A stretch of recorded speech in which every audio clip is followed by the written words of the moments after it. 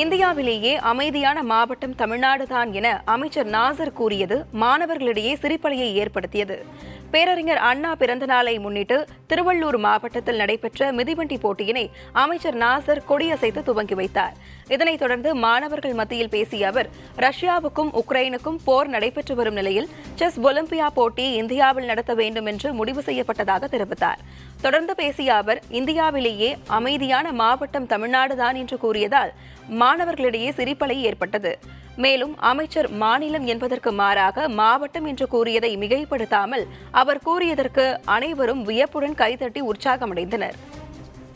மாண்புமிகு தமிழக முதல்வரை நம்பி செஸ் ஒலிம்பியா சேர்மனா உலக அரங்கில எங்க நடத்தலாம் சொல்லி முடிவெடுத்து உலகத்தில் இந்தியாவில் நடத்தலாம். இந்தியாவில் எங்க நடத்தலாம்? பீஸ்ஃபுல்லான மாவட்டம் தமிழகம் என்று பீஸ்ஃபுல்லான மாவட்டம் தமிழகம் என்று பீஸ்ஃபுல்லான மாவட்டம் தமிழகம் என்று தமிழகத்தில் யார்கிட்ட கொடுத்து அந்த வேலையை செய்வாங்க என்று மாண்புமிகு தமிழக முதல்வர் அண்ணன் தளபதியிடம் ஒப்படைச்சு 3 மாசத்துல பாத்தீங்கன்னா மிகப்பெரிய அச்சீவ்மெண்ட். யாருமே நடத்தாத செஸ் ஒலிம்பியாஸோட சேர்மனை வாழ்த்திட்டு போயிட்டார்.